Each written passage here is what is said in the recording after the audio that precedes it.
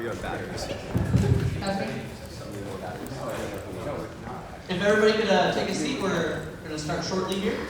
I know you guys didn't come to see me. However, I have some roots in this town. I was born here at the Great River Medical Center before they tore it down along by the river. And I love Burlington, and I know it could be better, and that's why I'm volunteering to make Burlington a better place, because I love this town so much. And I believe in Andrew's vision, his vision for Burlington, you know, investing $18 million a month in the town could really have some positive effects. So if you guys want to help at all in seeing this vision for Burlington, just come see me at the end, and we can get some volunteerships for getting out the caucus. Yeah.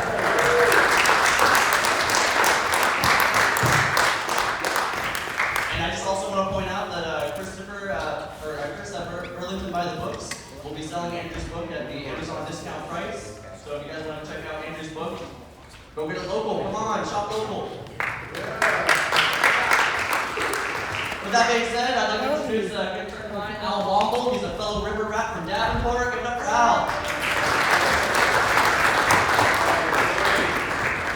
Very glad to be back here in Burlington, Iowa. You know, many years ago, I used to come here as a kid to wrestle and play football. As you can tell, I don't quite do that anymore.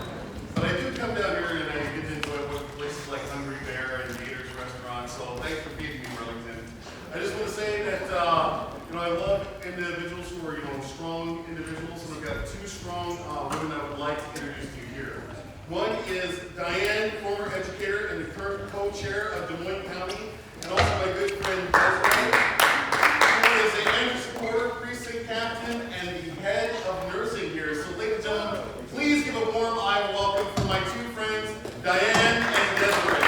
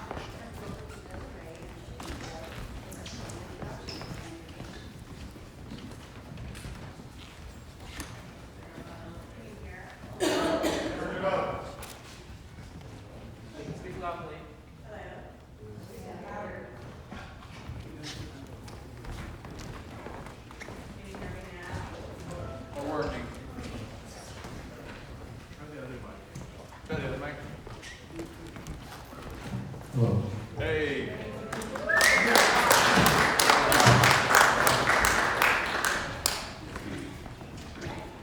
I am Desiree Stone. I've moved to the Burlington community just over 4 years ago. I am a lifelong independent. I tend to vote more on policies rather than person. And the current state of politics right now is just very personally frustrating to me. It seems like we can't have reasonable conversations with people. I discovered Andrew Yang through my friend Angie. Angie is a nurse that works with me at the hospital. I'm one of the most talented nurses that I know. Her husband is an Iowa cattle farmer here. She's also the owner of the newest and trendiest wine bar in town. She's like a Republican. She knows that I'm not going to try to support her. And so she also got wanted to be more involved. I've never caucused before. So, she heard about Andrew and introduced me to some of the staffers. And I was able to see Andrew speak. He was here just a few weeks ago in Burlington. And something about him just captured me. And I'm not going to tell you about what that is because I want you to have the pleasure of hearing that for yourselves from Andrew. Joining Yanking has been such a great experience for me. It is the most diverse and interesting group of people that I have ever been a part of. I have met new friends from all over the world. And they are some of the most intelligent and compassionate people that I have ever met. And it's no surprise that they are supporting me.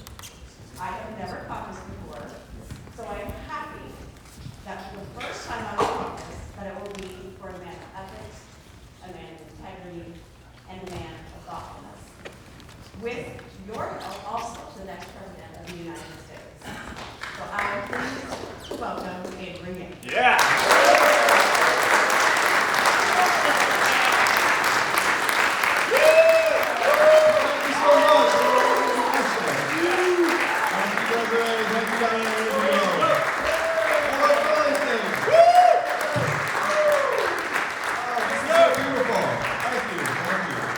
It's tremendous to be here campaigning.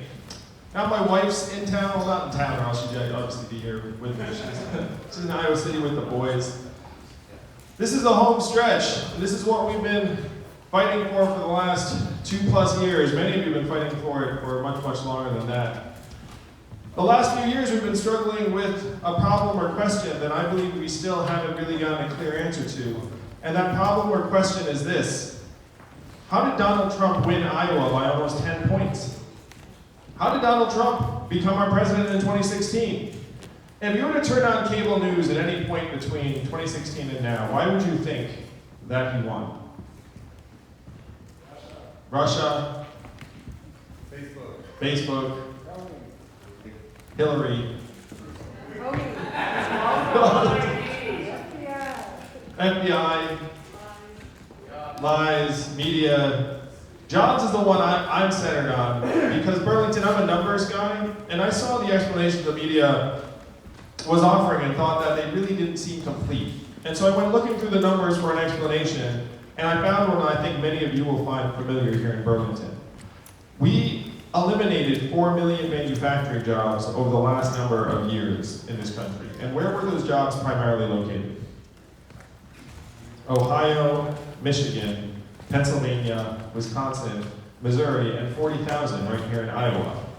I have been to those towns, and after the manufacturing jobs dried up, the shopping district closed, people started to leave, the school shrank, and that community has never recovered. I've seen that play out in Iowa, yes, but I ran a nonprofit for the last 7 years that helped create thousands of jobs in Missouri, Ohio, Michigan, Pennsylvania, and I saw the same things in the communities there. This is what got Donald Trump elected, in my view, and the numbers bear that out. There's a straight line up between the adoption of industrial automation. What was that?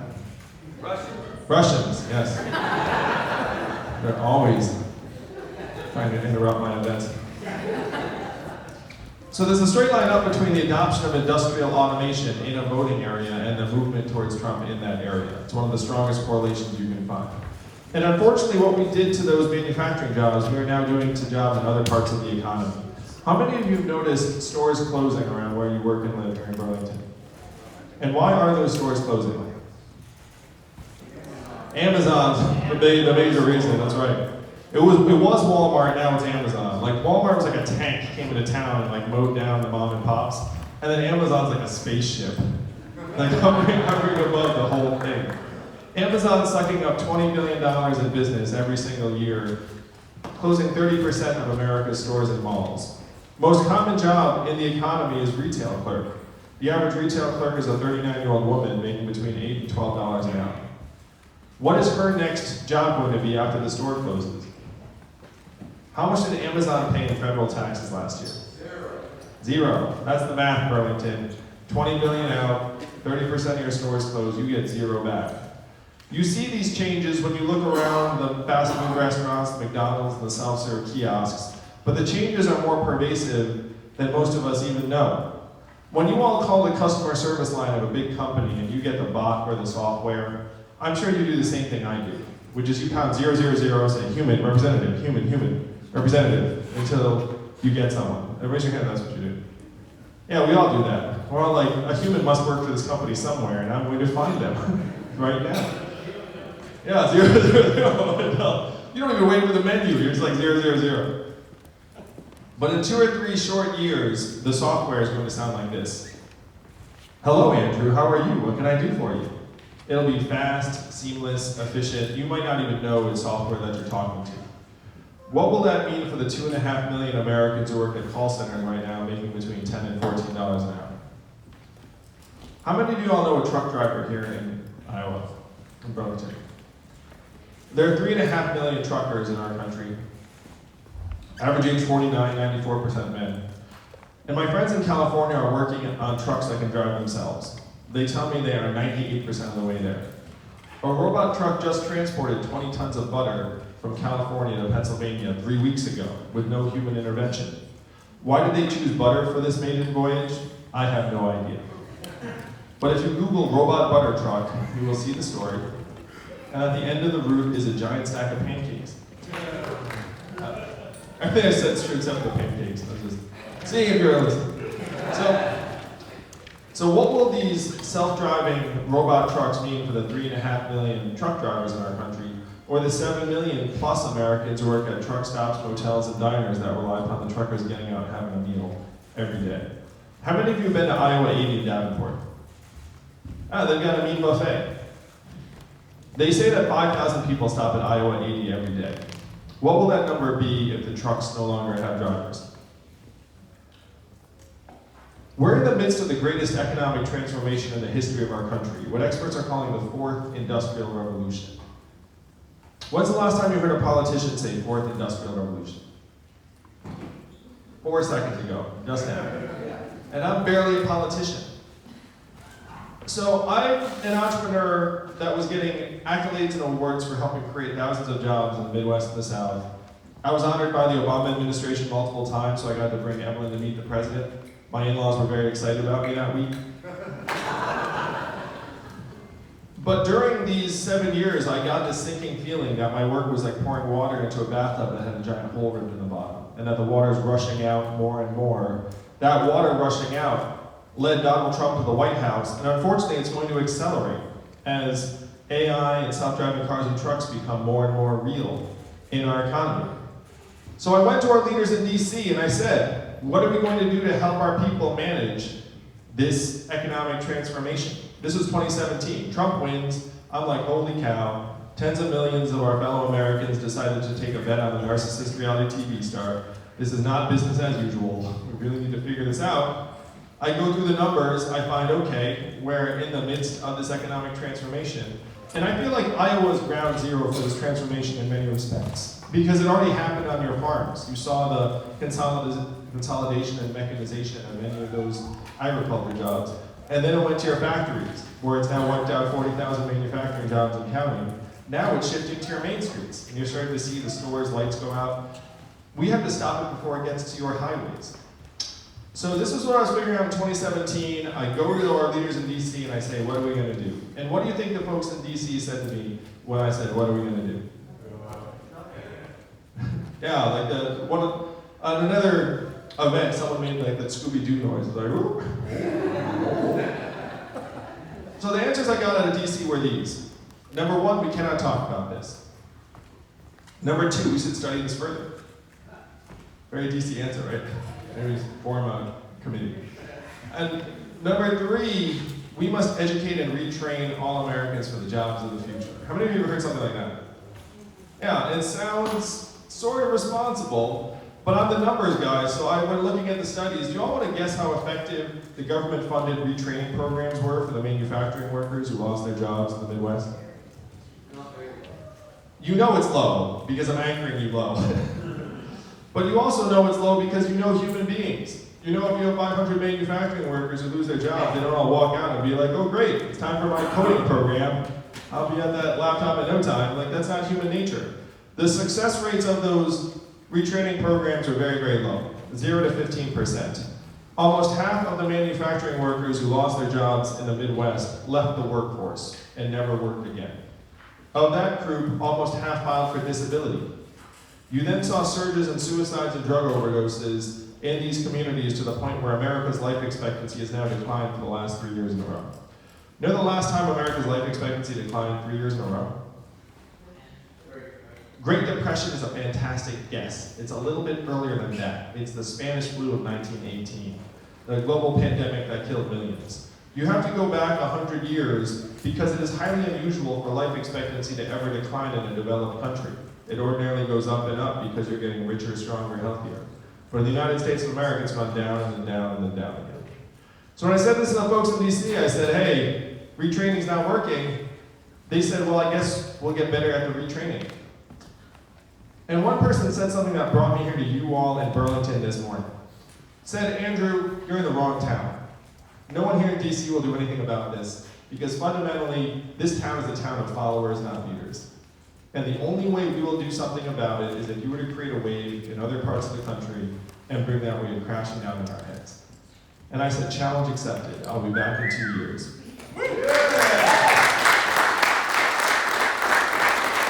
So Burlington, you may not know this, but you are the wave. You are among the most powerful people in our country today. I know it does not feel like it. You're just living your lives, deciding to check out the candidate whose TV ads you saw. Did you see those ads? Raise your hand if you saw them. Good, because we spent a lot of money on those ads. Very sad.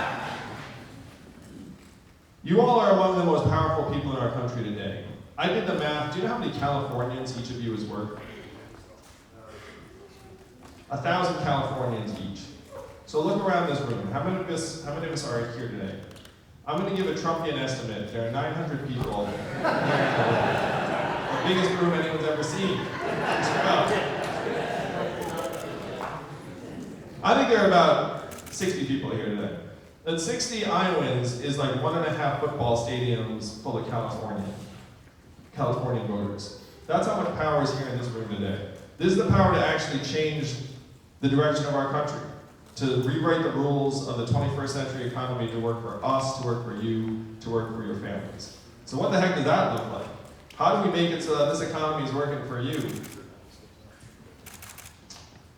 Amazon, this $1 trillion tech company, is paying zero in taxes. Whose fault is that? Is it their fault? No, it's our fault. It's our government's fault. Your government has to be pretty asleep at the switch to say, yeah, $1 trillion tech company, sure, zero. Like less than everyone here in this room. So that's what we have to change. We have to reach up and take this value that's frankly getting drained out of your communities and bring it back and give it to you in the form of a dividend. Now I know if you've seen the ads and you've seen some campaign messaging, you've seen that I want to give every American $1,000 a month. And raise your hand if you thought when you heard that, that's a gimmick, that will never happen, that's too good to be true. Don't raise your hand. Yeah, no, it's totally fine. But this is not my idea, it's not a new idea. Thomas Paine was for this at the founding of the country. He called it the citizen's dividend for all Americans. Martin Luther King, whose son I met with in Atlanta, and whose birthday we celebrated this week, was fighting for this in the 60s, the guaranteed minimum income for all Americans. And it is what he was fighting for when he was killed in 1968. 1,000, that's all right. This is a good ringtone.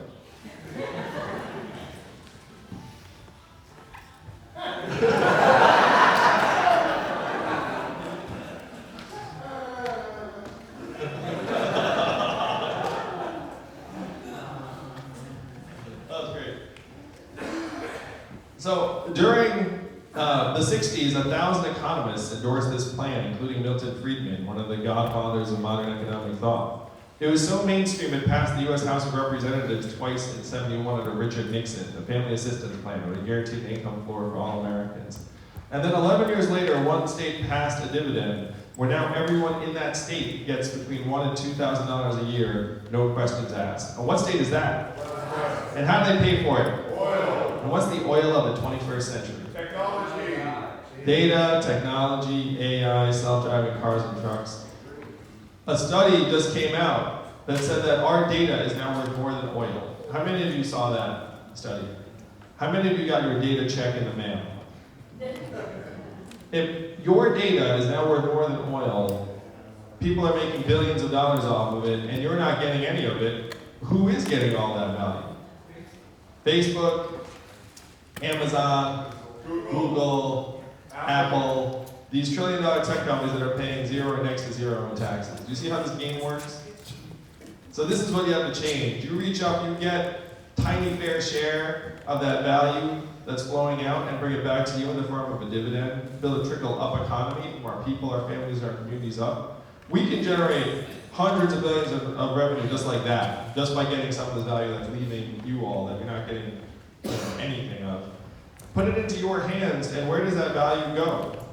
Like, how would you actually spend the money? Where would it go? Go back to your economy, locally. Yeah, how much of it would stay right here in Iowa? Most all of it. Not all of it. You might get your own Netflix password.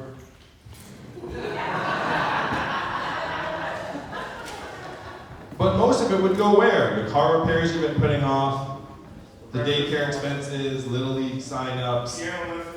Yeah, tutoring your kids, local nonprofits, religious organizations.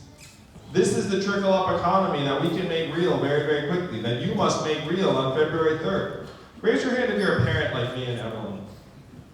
And if you're a parent, you have had this sinking feeling over the last number of days, weeks, months, years, that we're leaving our kids a future that is less secure, less prosperous, and less bright than the lives that we have led as their parents. The reason we feel this way is because it is this way. If you were born in the 1940s in the United States of America, there was a 93% chance you're going to be better off than your parents were. That's the American dream that brought my family here. That's what we've aspired to for our families. But if you were born in the 1990s in this country, you're down to a 50-50 shot, and it's declining fast. That is why people feel the way they do, because the numbers bear it out. We have to turn this around for our kids. I'm not running for president because I dreamt about being president of the United States. These were not the conversations in the Yang household. Evelyn can attest to the fact that if she thought I would do this when we were dating, she would have run the other direction. I'm running for president because, like so many of you here today, I'm a parent who sees the future that lies ahead for our children, and I want to do better for them. They deserve better. And you, unlike anyone else in the country, can actually give them better. That's why I love being here. Most of our fellow Americans see our government as a series of pipes, clogged full of millions and millions of dollars of lobbyist cash. And they think there's nothing they can do about it. They're generally right. There's very, very little most Americans can do about it. But you all can do everything about it. You can flush the pipes clean on February 3rd. So what does flushing the pipes clean even look like? First, you put someone in the White House who doesn't owe the corporations a dime.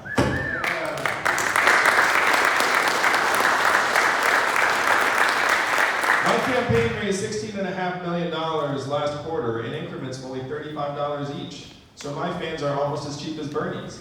But this is purely an uprising of us trying to take our government back to make it work for us instead of who it works for now. Who's it working for now? Amazon. It's kind of like the drug companies. Pretty much anyone who has a ton of money is in pretty good shape in our country right now. So you have corporate profits at record highs and your life expectancy is going down. Which do you listen to? We know which one DC is listening to. They can't even see people in life expectancy anymore. They're just following the money. So here are a few ways we can change it. I'm for term limits for members of Congress.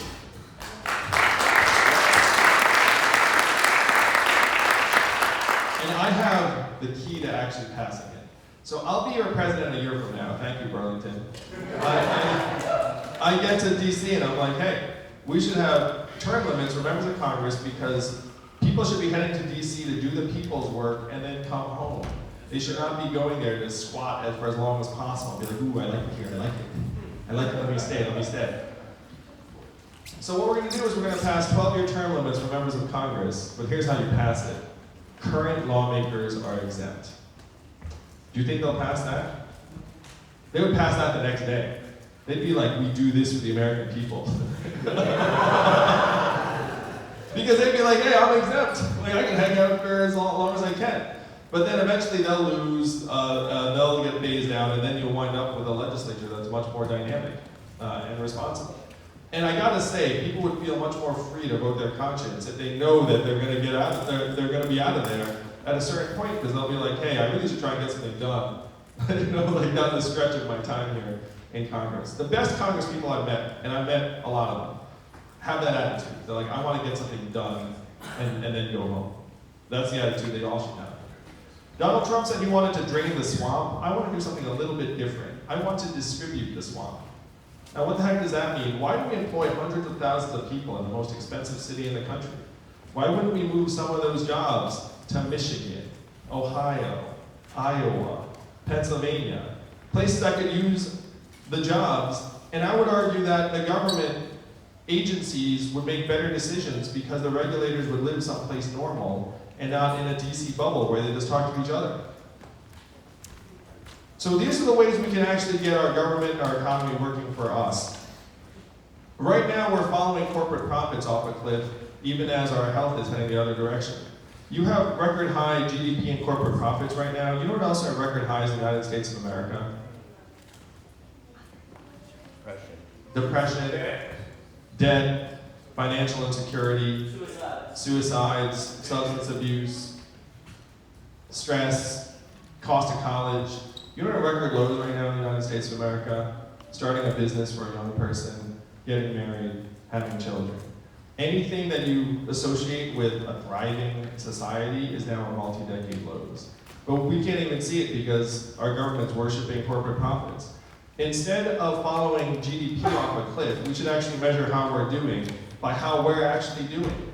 And Desiree, as a health professional, would be excited about this, as I think all of us would be.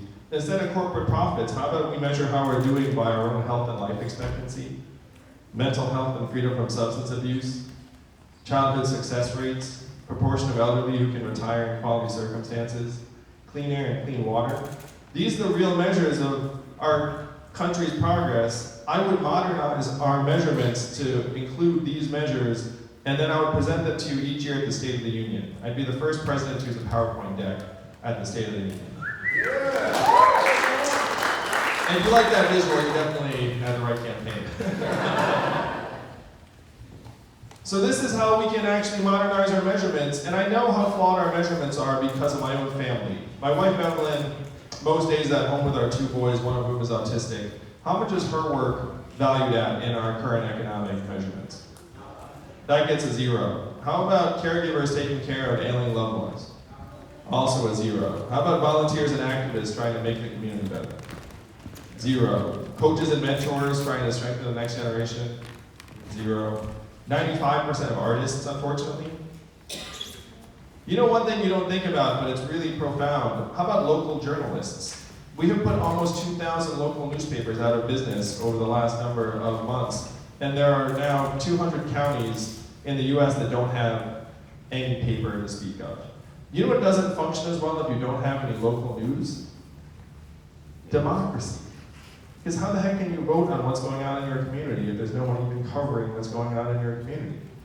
These are the things we claim to value most in our lives, our families, our communities, our democracy, and they're getting zeroed out one by one by one.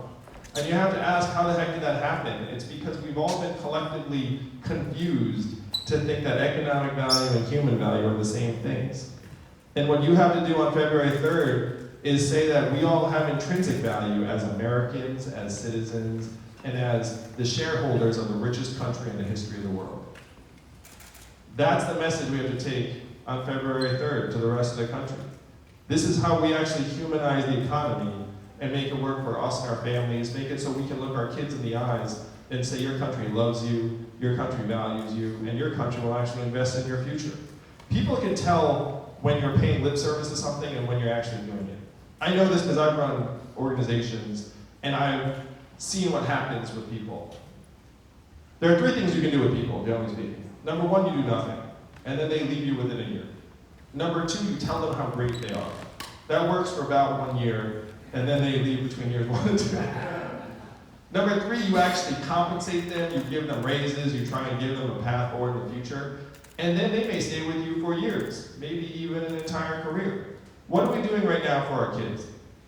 Some combination of 1 and 2.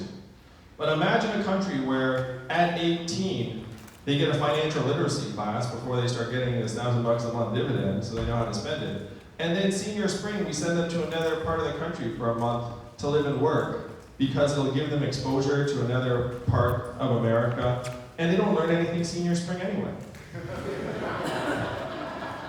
So we can actually make citizenship meaningful in this country in a real way, but there are very limited ways to do it that don't involve actually investing our resources in our kids. And we have the resources. One of the biggest fictions in America today is that we don't have the ability to do this for ourselves and our people. And the big data point I will point out, do you all remember voting for the $4 trillion bailout of Wall Street 12 years ago? No. None of us would ever have voted for that. If I'd given you a choice 12 years ago, bail out the Wall Street banks for $4 trillion or keep Americans in their homes, which would you have chosen?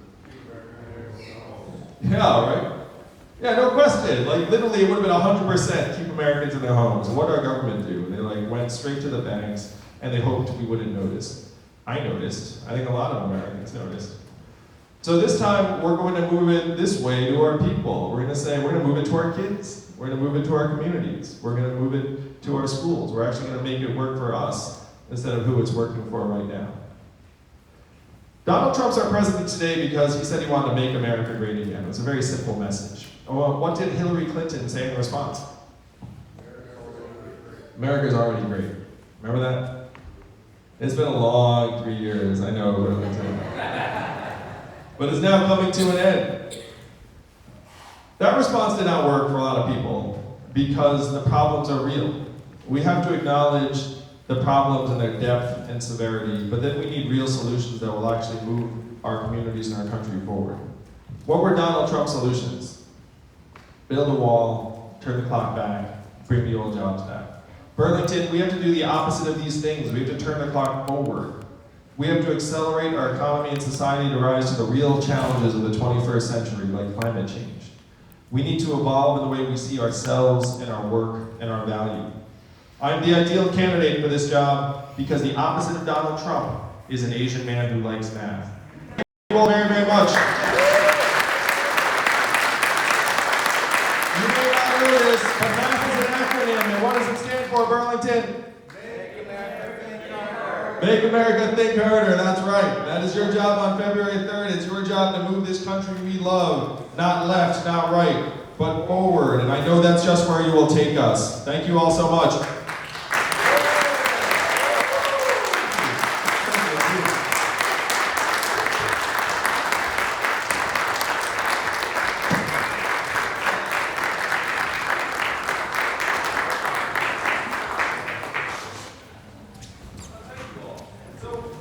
We are going to take some questions, I believe, and my friend Ethan has a mic.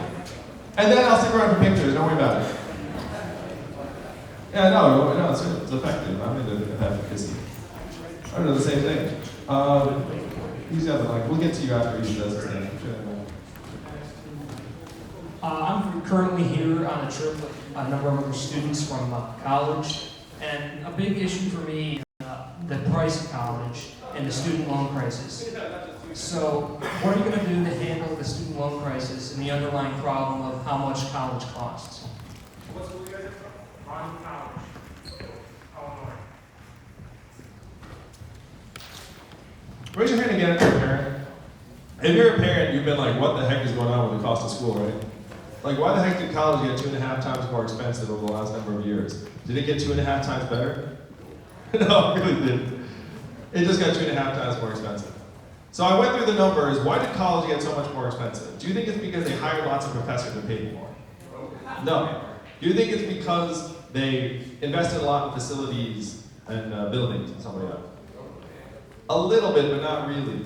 So one driver is that some states have cut back on funding for schools, and that's been a cost increase. But the biggest driver is that the administrator, not faculty, the administrator to student ratio has gone up 150%, while the cost went up 250%. So a lot of the costs are because these universities have become very, very complex bureaucracies and hired a lot of people. And then they pass the cost along to parents. And if you're a parent, you feel like, well, I have no choice but to pay. So then the government says, well, don't worry about it, parent. I've got loans for you up the wazoo. So now we're up to $1.6 trillion in student loan debt, up from less than $100 billion in '99. Think about this. This is like this incredible, unprecedented pile of education loans. And if you're a student, you're walking into this being like, okay, I guess I'm gonna come out of this with tens of thousands of dollars in student loan debt. And here's the darkest part that we don't talk about. 40 to 44% of recent college graduates will wind up doing a job that does not require a college degree. Does the college give them a refund? They forgive the student loans? No. And so this is why people who are heading to college and the parents are like, what is going on? I'm paying more and more for less and less. And there's like no remedy in sight. So how do you attack this at every level? The first thing is you give everyone $1,000 a month, which would help make your life a little bit easier. On a micro level, we have to break up this racket of textbooks on college campuses. What is going on there? Like, they charge so much for a textbook, they change one line and being like, it's a new edition, you gotta pay for it. You know, like, and half the time it's your professor's name on a textbook. Like, what's going on? That's a very, very small thing. Just a pet peeve, like my thing. So, for the people who owe this $1.6 trillion in student loan debt, we should forgive a significant proportion of that and try and give people a light at the end of the tunnel. So one example of a plan I proposed is if you commit 10% of your wages for 10 years, then you can emerge debt-free after a decade, so then at least you know that if you stay, keep your head down, that there's a light at the end of the tunnel. Again, the choice is like, do you want our future generations living in their parents' basements paying on loans, or do you want them going out there buying homes, starting families, and maybe even starting a business? I mean, you'd obviously rather that they do something that drives our economy forward rather than paying off the financial institutions. You have to work with the colleges to get the cost of college down. So here's what I would do as president. I would say, hey, colleges, why are you so expensive? Like, oh, you hired lots of administrators. Maybe you should like tamp that down a little bit. Try and get your administrator to student ratio down to what it was like 15 years ago. And we're going to tie incentives to that to try and guide you down. Because there are three things that are making us all miserable in our lives right now as Americans. Healthcare, education, and housing. And the reason why those things are making us miserable is because the costs go up every year. And there's like no discipline in sight. Like, has anyone gotten a letter from their health insurance company saying, great news, your rates are lower this year? No. So pretty much whenever there's an industry where the business model is to ratchet the prices up every year, like colleges, there's a problem. So we have to try and introduce some level of accountability and discipline among the colleges to get their costs down, forgive some of the student loan debt, and then tell our high school students that there are other things you can do that are not college, like technical, trade, apprenticeship programs. Only 6% of American high school students are in technical or trade programs right now. You know what that percentage is in Germany? 59%. So think about that gulf. And these are many, many unfilled jobs right now that need people. The unfortunate thing is we have kind of frowned on the trades, and then we've said it's college, college, college, and it's wound up in this massive imbalance. So as president, I would team up with Mike Rowe of 30 Jobs and say these jobs are awesome, and then invest billions and billions of dollars into trying to get more of our high school students to get the technical and trade training that many of them want anyway, that would result in a secure job. We know exactly what's happening in our schools. What's the easiest, cheapest thing we can do? Throw our kids in with a teacher and some textbooks and say you're going to go to college. That's the easiest, cheapest thing to do. The right thing to do is to set up a shop and trainers and equipment and a local employer and all that stuff. That's hard. So we're doing the easy thing where our kids are concerned. We have to do better by our kids. But I agree with you that the cost of college is out of control, and I would get it under control as president. I'd also put $1,000 a month in your hands, which would help a great deal with every young person, no matter what choice they're making in terms of school.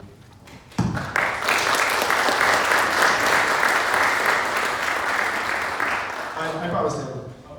But we'll get someone else in a second. My name's Jeff, thanks for coming. Yeah. Got a lot of these things, and you're like part of the best at those. Yes. I was going to ask you talked about it, was how do you get the 5 most wealthy counties in the United States that surround Washington and improve Washington? How do you disseminate that? And you answered that question really well. So, but in order to make that happen, you have to work across the aisle.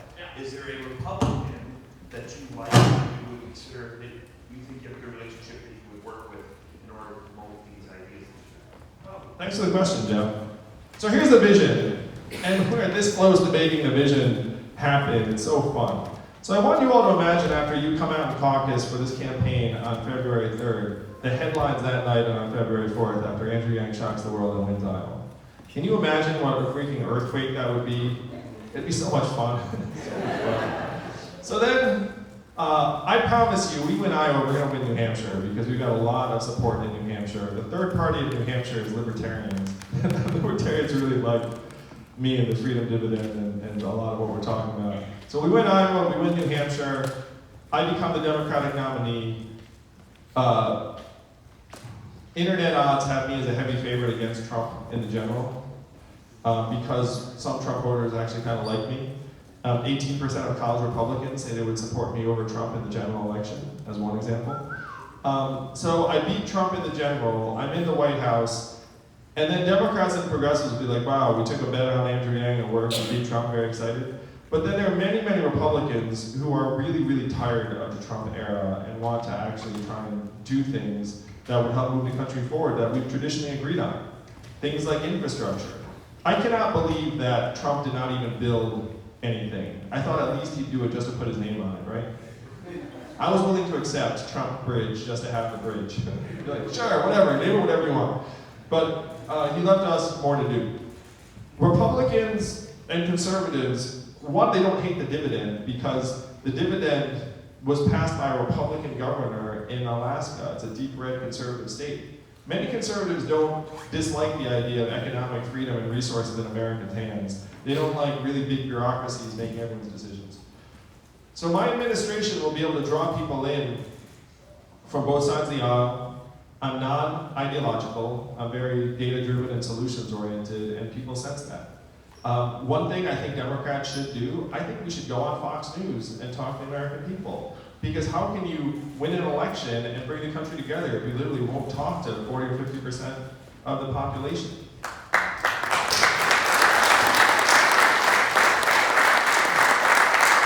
And this is something I would say is critical of the DNC. Like, you know these DNC debates that have been going on, like you probably fought one by accident. Anyway. There was a decision early on in the process where Fox News said, we'd like to host a DNC debate. And to me, if you're the DNC, you jump at that. You're like, let me show my candidates to people who generally watch Fox News. But the DNC turned it down. I was like, what are you doing? So this is how we're going to get things done, is we need a different approach in DC that's frankly not hyper-partisan and hyper-ideological on either side. If someone has a good idea and the facts work, like, I'm excited about it. I don't really care where the idea came from or which side of the party lines it came from.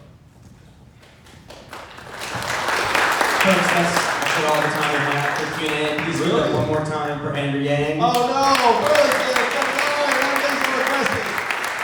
But selfies are very important. And you can ask a question real quick when we meet for the selfies. Absolutely. Andrew is going to do a quick gaggle with a few local press, and then we'll be over here on your left to take selfies and autographs. Thank you, Burlington. Let's make history together on February 3rd.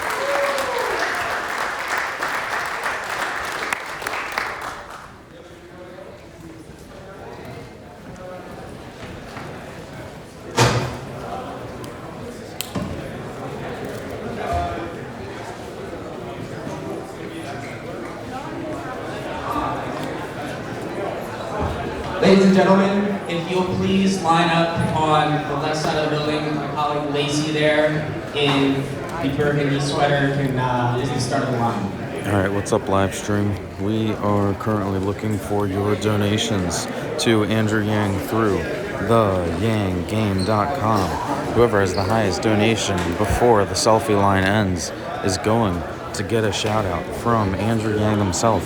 The current donation leader is David at $50. Thank you, David. Thank you, Manaya, for the $10 donation. Thank you, Scott, for the $10 donation.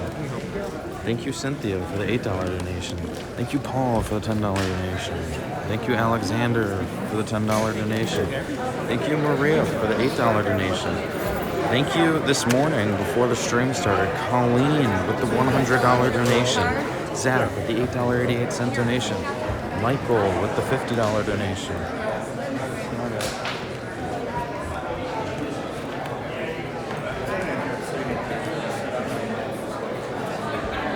Michael again with the $50 donation. Lucas, $8 donation. Fee, $25 donation. Tracy, $8 donation. Nicholas, $8 donation. Anna, $8 donation. Casey at 1:30 a.m., $500 to Andrew Yang. Angela with $8.88 donation. Daniel with the $25 donation. Andre with the $10 donation. Jason with the $10 donation. Cindy with the $8.88 donation. Courtney with the $8 donation. Heather with the $25. Billy with the $8. Madison with the $25. Edward with the $8. Margaret with the $8. And then at 11:49 p.m., right after our final live stream ended last night, where we had two $888 donations, Wendy came in with an $888.88 donation, which means Wendy is going to get a shout out today. Twan with the $8 donation. Madeline, love your last name, Madeline, with the $8 donation. Jockey with the $8 donation. Ryan with the $8 donation. Joel with 25. Marshall with the 8. So our current donation leader for this stream is $50. Let's see if we've had any new ones come in. Yep, the current donation leader is David at $50. So right now it's David and Wendy from last night. Now I gotta go finish uploading this interview on MSNBC. Be right back.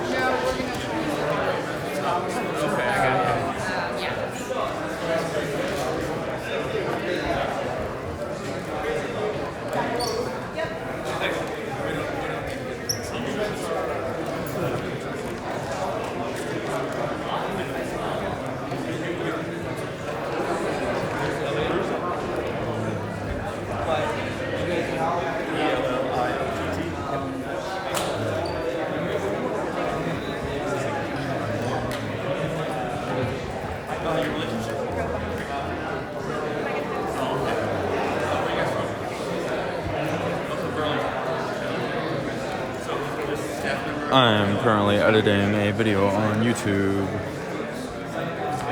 Okay. Now, are you a Yank fan? Lost it last night.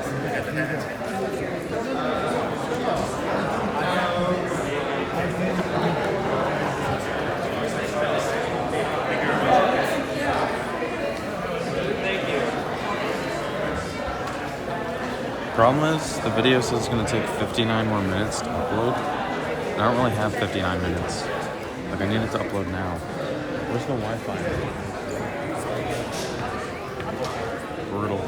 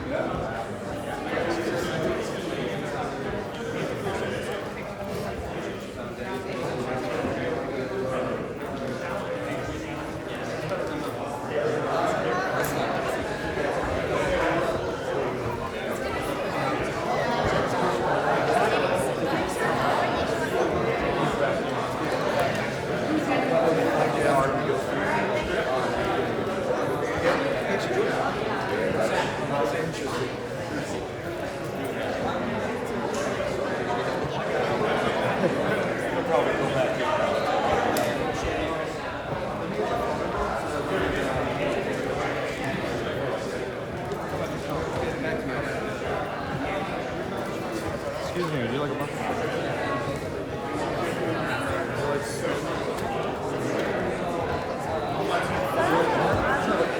Now I know who you represented. Now I know who you represented. And there's all my merch. Just gave away more merch. Okay.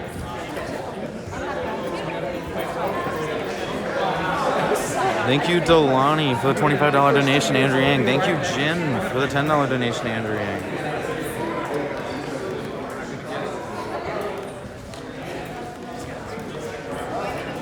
We don't have any time for questions. We're going to be selfies. Yeah. We're going to do a group. No. Thank you, Tim, for the $25 donation, Andrew Yang. Thank you, Yusuf, for the $80 donation to Andrew Yang. Yusuf is our new donation leader. Thank you, Kathleen, for the $1 donation. Our donation leader is Yusuf at $80. Whoever has the highest donation in like the next few minutes, because the selfie line is about to end, will get a shout out from Andrew Yang.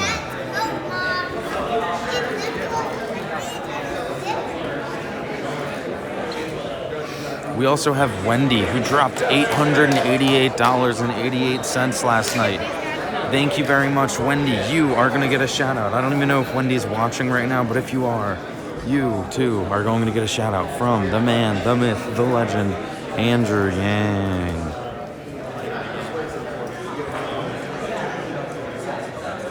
Who can top Yusuf at $80? Here's what you do, stream. You take out your phone and you go to theGameIn.com. theyyanggame.com. Oops, theyyanggame.com. You put that in, and it brings up this Secure Act Blue page. And right now, we have raised $132,000 for the campaign from 3,771 donors, and we are trying to reach $200,000 by the end of this bus tour, which means you need to donate right now. Give immediately to Andrew Yang. Donate $5, $1, $2, $3, $50, $100, $1,000. Max out if you hit other amount. It will let you put in any amount that you want to donate up to the legal limit. Donate, donate, donate.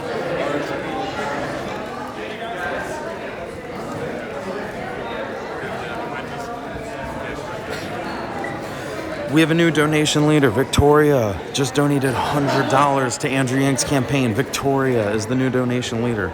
Now we gotta go bother Andrew real quick. Time. Everyone was tweeting me about as the guy who live streams all these events. What'd they say? What happened? People were tweeting saying that I should find the person who goes to all these events and live streams them for Yang. Yeah? And I wasn't sure if that was you or somebody else. It probably would be me. Yeah. Cool. Are you gonna be at the next few events? Every single one up to the caucus. Where are you from? Maryland. You Yeah. just flew out here to Yep. do this? Yep. I gotta bother him real quick. One sec.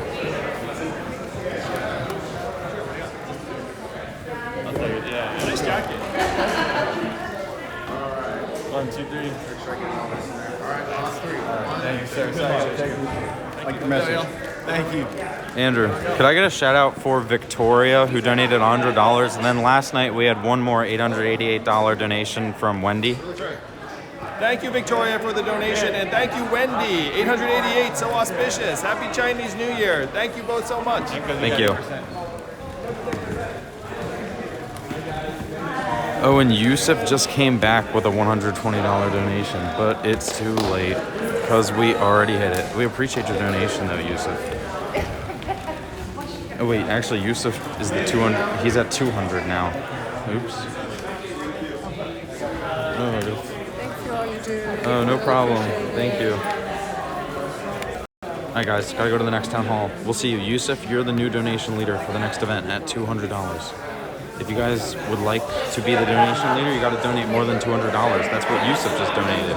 He was just a second too late. That's the thing, guys. Get your donations in early. Otherwise, you won't get the shout out. All right, see you guys in the next one.